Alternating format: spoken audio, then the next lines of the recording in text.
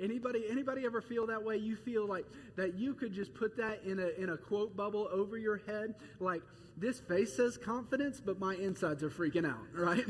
Anybody ever have that moment? Come on, like where you're like, I'm taking confident steps in the right in a direction. I'm just not sure if it's the right direction. Can I get an amen? Anybody ever try to navigate going to the Strip for the first time to a specific type of experience? Okay, like we had this moment, we had some church planters in town this past week, and we were trying to be great hosts. And so he said, hey, there's this thing called the immersive Van Gogh experience. I think that would be really cool. And I was like, great. And so we wanted to bless their family. So we blessed their family with some tickets to that. And we're like, we'll meet you down there. And so I plug in Van Gogh experience, and we meet down there. I send him the address, and we meet at the Van Gogh exhibit that's in the shops at Crystal's. And we get there, and immediately we realize, after we have trudged through the Strip and parked in two opposite locations, and we had done all the work to get right there to that moment, we had bought the tickets and we had reserved the time, to realize that this is not the immersive experience. This is an art gallery. This is not where we bought tickets, and we just missed our reservations. And listen, Kristen and Kayla, Jack's wife, were extremely gracious to us, but I think that probably if they could speak their insides, they would have said, why are we following these men? Right? We had no idea where we were going, and finally we ended up there, and we got to Area 15 where the actual thing was, and it was kind of a total flop with kids, to be honest, but we went and we had fun and we did some different things. But I don't know about you, but I just have moments like that happen that humble me in my sense of direction. And I've talked about this before, and luckily Kristen is extremely gracious, but there are just so many moments where I feel this way. Why do I feel like I'm doing what I'm supposed to be doing, but I'm not going where I want to be going? Why do I feel like in life I'm taking the steps that God's called me to take? I'm trying to do the right thing, but it doesn't feel like I'm going the right way. I'm trying to make the right move for my family, and it just seems like we're taking one step forward and two steps back. I'm trying to make the right move financially, but it just seems like I'm investing here and everything's growing there. I'm trying to make the best move in my career, but it just feels like I can't win for losing with these people, right? And it feels like as soon as I do the honest thing, somebody else takes advantage of me. Why does it feel like I'm doing what I'm supposed to be doing, but I'm not going where I want to be going? The results you desire seem impossible because you continually hit your head against the wall of life. You're doing everything you know to do, but you feel behind. And I think as we jump into the Gospels, that is Matthew, Mark, Luke, and John, that tell us the story of Jesus' life, that tell us the real life things, right? This isn't just the verses that are crocheted on pillows and put on those Instagram inspirational quotes. You know, praise God for Instagram inspirational accounts. But this isn't just those little excerpt moments. When you actually read the Gospels, the thing I love about the Bible is that it takes us into the grit of what it looked like to follow Jesus. And let me encourage you with something, church. Those who are here just trying to figure out what does it even look like to follow God. That the life of following Jesus that is painted to you in these idealistic circumstances is not the life of following Jesus that we find in Scriptures. The life of Jesus that we find following Jesus that we find in Scriptures is filled with far more tension, far more uncertainty, far more ambiguous and dangerous circumstances than we could ever even fathom. So we pick up in this journey in John chapter 6, where the disciples have another one of these uncertain moments. So last week, over the last 2 weeks, we looked at this miracle where the disciples were following Jesus, and there were thousands of people following Jesus. He was healing the sick, and they get to this desolate place where it's hard to gather food. And what does he do? He grabs what was available, what was there, and he multiplies the bread and the fish to have food, and to food for days. Everybody ate their fill. right? And so we learned last week that God not only knows, we're like, who knows? Well, God knows what he is doing, right? Because there's a passage in that scripture that says this, that he challenged the disciples to think about, where are we going to get enough food to feed all of these people? And he said this to test them because he already knew what he would do. He already knew. And so we pick up from that moment, and the reality of the circumstances is right now that there are people that are hot on Jesus' trail because he is creating this energy in the city that is stealing their authority. So there are people that are pursuing him, and he's hearing that there are plots of people trying to kill him. So think about this, that there are people trying to kill Jesus, and there are disciples that are still following Jesus closely. So they have a very uncertain circumstance that they're walking into, very dangerous. They're trying to figure out, what in the world are we doing and where are we going? So Jesus retreats to a desolate place, as he often does. He retreats to the mountain for a sense of solitude and a time to get alone with the Father. And the disciples, they had a plan where they were going to take a boat by night across the sea to escape this pressure and continue in their ministry. So we pick up in John chapter 6, verse 16. It says, when evening came, his disciples went down to the sea. Now they were leaving under the cover of darkness, right? They're trying to be smart with the way that they are moving and operating. They're trying not to put themselves in more harm's way than is necessary. There is wisdom in following Jesus. Sometimes, people can be like, you know what? God's going to take care of us, right? We're just going to go into the most dangerous circumstances. We're going to do the most crazy things. And yeah, God will take care of you, but he also gave you a brain. Right? He also gave you this brain that it doesn't form totally together until you're about 25. Can I get a witness from any parents of teens? 30. Somebody's saying 30 now. It doesn't totally, but he gives us this decision-making part of our brain that helps us make critical decisions to keep us safe. And so they leave under the cover of darkness, knowing that there are people pursuing them to try and kill them. Verse 17. So they got into a boat. They're fishermen by trade. They know how to navigate the waters. And they started across the sea to Capernaum. Now, it was now dark. And Jesus had not yet come to them because he had withdrawn to the mountain. And here's the circumstance. The sea became rough because a strong wind was blowing. Now, this location is called the Sea of Tiberias, or the Sea of Galilee, was this deep ridge in the Jordan Rift, where there would be, even to this day, there's strong winds that kind of wash down and they create big white caps in this sea. And so even now, there'll be power boats that are used in modern times. Even now in this sea, there's times where they shut it down. They're like, you shouldn't drive your power boats because it's too rough in this sea. So it's very much like a very chaotic ocean, right? So it's not like a rhythmic ocean. It's like a chaotic ocean where there are just waves kind of capping in every single direction. Anybody ever feel like you're getting hit from all sides? Anybody ever feel like you can't even anticipate the waves? Like you feel like as soon as I get things tied up right here, something falls apart over here. You're like Harry and Lloyd on Dumb and Dumber, and you're like, our pets' heads are falling off, right? Like you just get in this. I'm sorry, I had to get a Dumb and Dumber quote. It's been too long. You feel like you're getting hit from all sides, and that is the circumstance right here. They're not anticipated waves. They're not something that they can really navigate. So they're probably having to work together. They're making decisions like, okay, we got to take we got to take the mast down. We got to take the sail down, and we're just going to go with the oars right now. And so they're trying to get to the other side. They're fishermen. They were equipped to go into that journey, but nonetheless, it's very intense and very difficult. Now, I think we're tempted to think this way sometimes because we want to make everything an allegory and a picture, and they're like, oh, I know the punchline to this sermon. They should have waited on Jesus, right? They got into the storm. They should have waited on Jesus. Come on, somebody holler. They should have waited on Jesus to come in the boat, and then they would have had smooth sailing all the way across. And friends, I don't actually think that's the application here. there are times in our life where you're chasing Jesus and you're doing everything that you feel like you were supposed to do, and you're still just not getting where you feel like you want to be.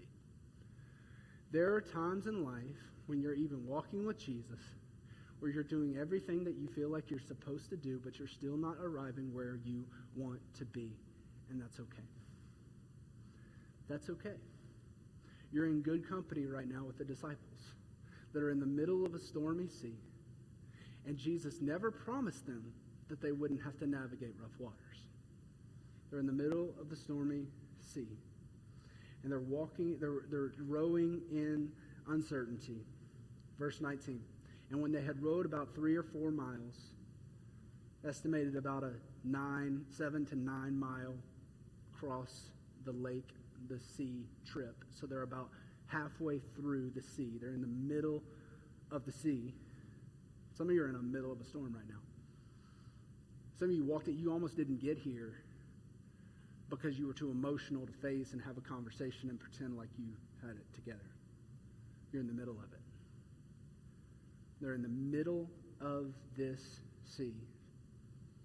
And they saw Jesus walking on the sea and coming near the boat. And they're frightened. There's a couple of things I want to point out. Some of us, we have analytical brains, and so you might find yourself on different articles. You might find yourself like, okay, let's explain these miracles to their logical ends, right? And you might see somebody say, well, actually what they thought they saw Jesus walking along the side of the sea, and then they invited him to come with them. Maybe they just picked him up in shallow waters. They're in the middle of the sea. John gives us specific directions. They're 3 or 4 miles out. I don't know, anybody ever been deep sea fishing? Deep sea fishing is more of a southern thing. We're in the middle of the desert, so that was probably a dumb question.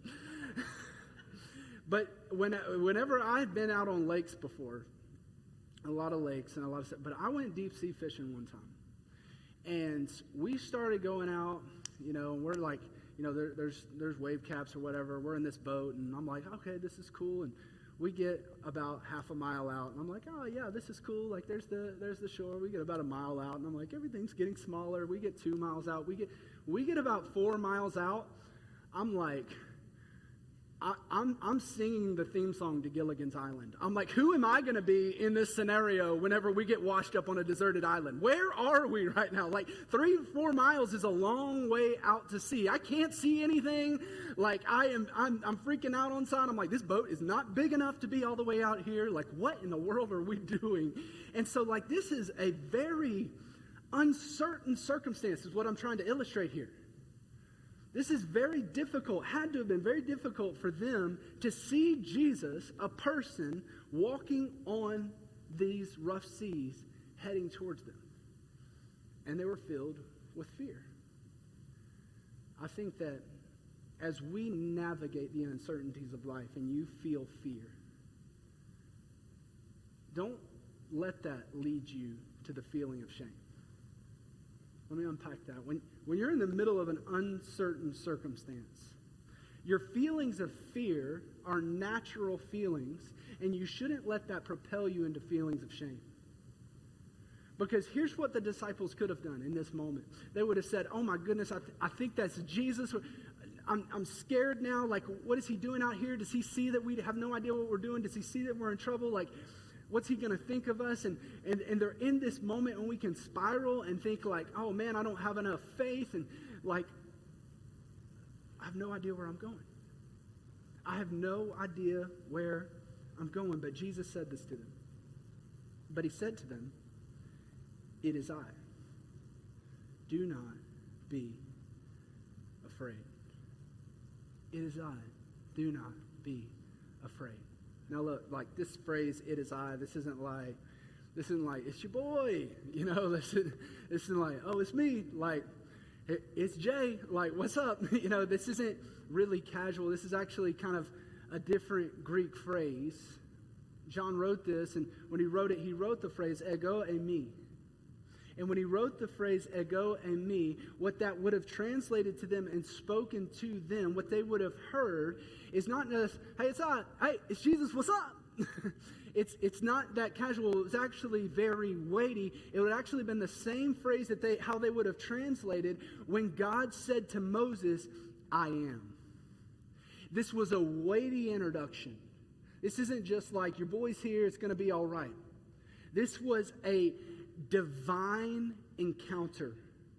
When you read the Gospels, when you read Matthew, when you read Mark, when you read Luke, when you read John, when you read the Gospels, here's what you need to understand, is that sometimes the Gospels will tell the same story from a different angle because they're trying to illustrate to you. It's kind of like a prism where they're trying to illustrate, they're pointing light into a facet of Jesus' mission and his character. So Matthew likes to go into the story of how Peter jumped out of the boat and goes to Jesus. John leaves that out. And quite frankly, I've racked my brain trying to figure out, why is John leaving out this moment where Peter walks on water, right?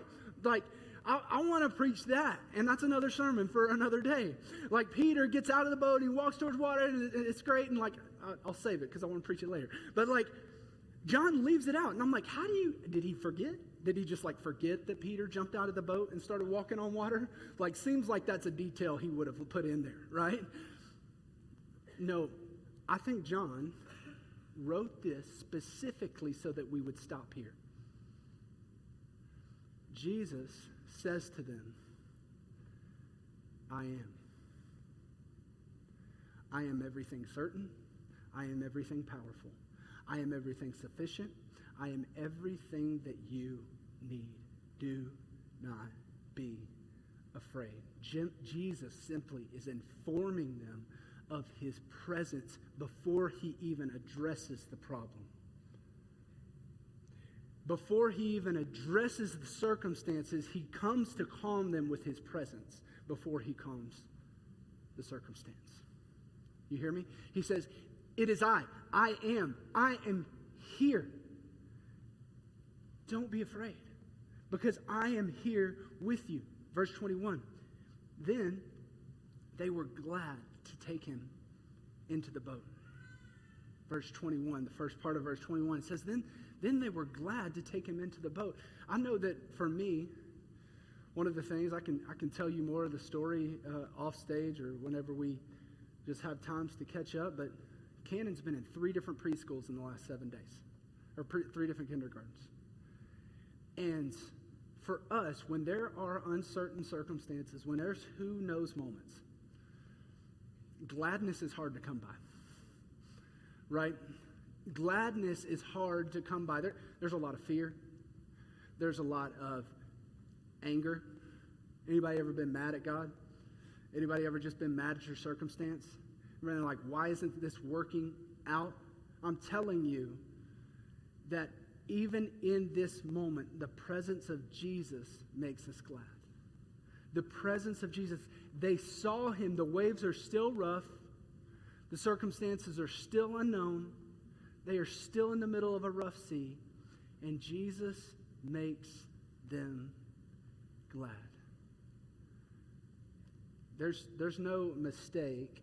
These texts have been mapped out for a little bit. So I knew what I was going to be preaching, but I just didn't know how this was going to be preaching to my moment. And what I have been able to sit in a way this week, what Kristen has been able to sit in a way this week, is to say, there is nothing that gives us gladness more than just the presence of Jesus. There is nothing that gives us assurance more than the presence of Jesus. There is nothing that gives us safety more than the presence of Jesus. You know, this is true in our relationships too. In our relationships, don't we get this way? In our relationships and our friendships, I started by telling you the story about us walking with the Gibbons downtown and having this fiasco, going to the wrong place and having to repark and shuffling kids around. And finally we end up, and then it's not even as good as we wanted it to be. And then later that night, we were having dinner at my home, and we were just laughing about the whole situation. We're just talking about it. We're having a good time. We're laughing. There is gladness. Why?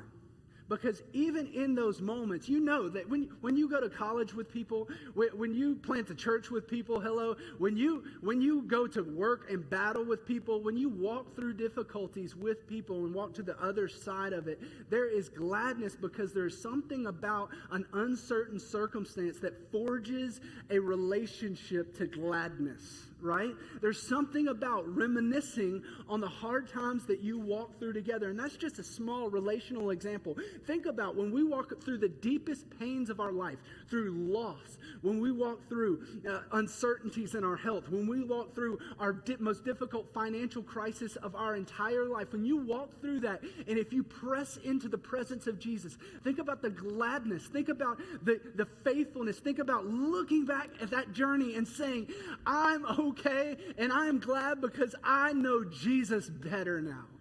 Right? I know him better now. We walk through it together. Come on, 5 people clap, everybody claps. Come on. Like, we know Jesus better now. Because his presence is what makes us glad. I love what the psalmist says in 92 verse 4. He says, for you, O Lord, you have made me glad by what? By your work. At the works of your hands I sing for joy. A lot of times, what if the disciples had been rowing that boat? They're trying to figure it out, Peter's probably still trying to get the sail down, and they're like, Peter, drop the freaking sail and pick up an oar. Let's do this thing, right? They're probably what if they had just kept focusing on their work and had missed Jesus trying to get into their boat? What if they had just missed it because all they were looking at was how hard their job was, how difficult and impossible it was, how under-equipped they were. And when they looked at Jesus, instead, they just were filled with gladness. Why? Because they just saw him feed thousands with only just a few provisions, and they knew, let's rejoice in his work. His work makes us glad. Jesus wants to make you glad in his presence. Verse 21, the second half of verse 21. Then they were glad to take him into the boat. And immediately the boat was at the land to which they were going. We know through other accounts that he did calm the seas. And John gives us this picture that in the calming of the seas and in the presence of Jesus, he accelerates and does part 2 of this miracle where he accelerates them to their destination. It shows, it illustrates the struggle. I don't think they were doing the wrong thing by jumping out in the boat and trying to get to the other side. I think that was the plan. There's no indication that they had disobeyed Jesus by getting into the boat without him. But at the same time, it shows that there was struggle and there was great strain as they were working by themselves. And when Jesus had joined them in the journey and they get gladness even in the middle of their circumstance, that Jesus ultimately brought them to their destination. So maybe you're not getting where you want to be going, but you're not really walking with Jesus in a way to just be glad before you even get there. See, I think that Jesus, he's going to get us there. He's going to get us to that moment, and it actually may not even be what you think you want. But right now, in the middle of the storm, in the who knows moment of your life, he's trying to teach you gladness in the midst of uncertainty. And we can be glad because he actually knows where he is going. We can be glad because he not only knows what he's doing, but he knows where he's going. Unlike me, trying to get a couple of families to a show should be just like simple work, right? He actually knows. He knows where he's going. It says immediately they arrived to the land to which they were going. We can be glad because he knows where he is going. I want to show you a picture here. Because as you get to know God's word, on the left side of your Bible, you have the Old Testament. On the right side of the Bible, you have the New Testament. And you really have one continuous story of God's grace to the world. And on the left side, before Jesus had arrived, everything that you read on the left left side and you see the tensions in the left side, you see the miracles. Everything ultimately points to Jesus. And so watch this. Over John chapter 5 and chapter 6, as he's doing these miracles, there is a continuous, loud proclamation to the people that there was this man named Moses who was leading the people all through these trials. There was a man named Moses who was leading people through who knows moments all throughout the Jewish history. And what Jesus is saying in these moments is that he is the better and more fulfilled, the more calming, the more powerful, the more all-knowing. Check it out, because see, when Moses led the people out of Egypt, and he led the Israelites out, and they needed provision, what happened? There was this bread that God sent from heaven. It was called manna, right? And they would go out, and they would gather that manna every day. And what did God say? It's very interesting, his instructions to his people. He said, go out and gather it, but only gather enough for today. And if you gather more than you need, it's going to spoil. It's going to be wasted. What do you think the disciples thought? What do you think the religious leaders, as they're looking from afar, thought when Jesus multiplied those loaves of bread to all of those people, and there was more and more left over, and it wasn't wasted, it didn't spoil, they picked it up and they kept it for later. Why? Because he says, in me there's nothing wasted. I'm the truer, I'm the better Moses. I'm the one that actually works. In the middle of this sea, when they're crossing the sea, and Moses had a moment where he's leading a couple million Israelites, right? Like, I'm just trying to get 5 people to an art exhibit, right? He's leading a couple million people, and they're being pursued by these Egyptians, and they get to this huge sea, and what happens? Moses puts his staff in, and the sea splits, and they walk through it, and Jesus gets in the boat, and he says, immediately, when you're calmed and you're glad in my presence, immediately we reached the other side. We reached my destination because I know where I am going. And then ultimately, I love, Moses gets to this burning bush moment. And he says, he looks at this bush, and God encounters him with this bush to call him into his assignment. And God says to him, I am that I am. It is me. It is God. You are on holy ground because you're in the presence of God. And Jesus walks up to them in the middle of a rough sea. And what does he say? I am. I am. You are in the presence of God. Listen, the reason that we make much of Jesus here is because Jesus is God. Jesus is God in the flesh. He did what Moses couldn't complete. He did what Joshua couldn't complete. He did what any biblical hero could only show a picture of what was to come. And Jesus, throughout all of his ministry, was showing that I am who I am. I can be trusted. I am powerful. I am God. I am with you. So here's our very simple application today.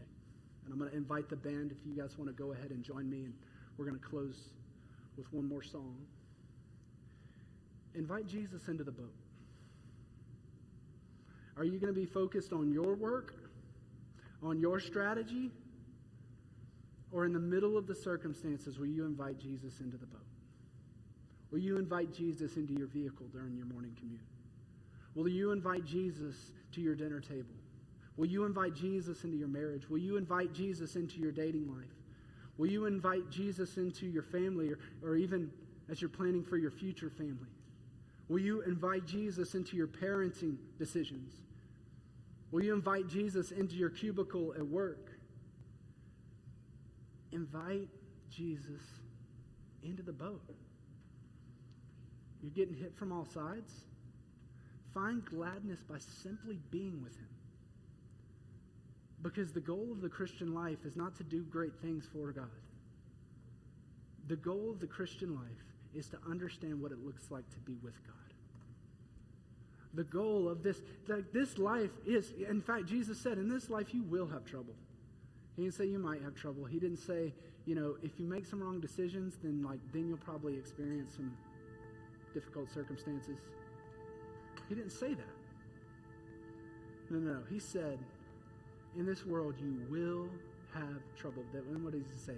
Take heart, because I've overcome the world. I want to know the overcomer. I want to know the one who is more powerful than my circumstance. I want to know the one who knows where he's going. I want to know the one who knows what he's doing. I want to know him, because I don't know what I'm doing. I don't know where I'm going, but I know who does. He knows. He knows. Will you pray with me? Jesus, I just invite you into this moment. We invite you into the boat. We just want to say together in this moment that we invite you into our community. We invite you into our family. We invite you into our decisions. Not just to invite you to be an innocent bystander, but we invite you to be the Lord of our life today. So, hey, with every head bowed and every eye still closed, here's what I want to invite you to do. There's 3 ways that you might want to respond. Number 1, you might say, I don't really have anywhere to belong.